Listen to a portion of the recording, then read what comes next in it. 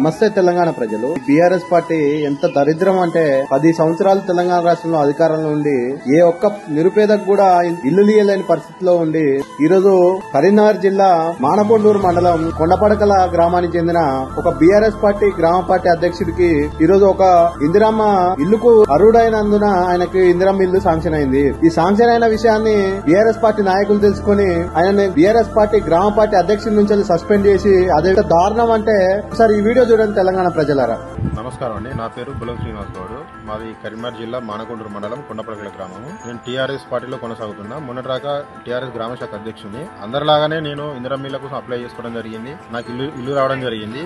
ఇల్లు వచ్చిన ఉద్దేశం కొద్దీ నన్ను పార్టీలోకి వెళ్ళి సస్పెండ్ చేయడం జరిగింది. కేసీఆర్ మీద అభిమానంతోనే పార్టీ ఏ పిలుపునిచ్చినా చురుగ్గా పాల్గొని పార్టీ కొరకు పనిచేసినందుకు ఈ బీఆర్ఎస్ పార్టీ నాయకునికి ఎలాంటి లబ్ధి చేయలేకపోయింది.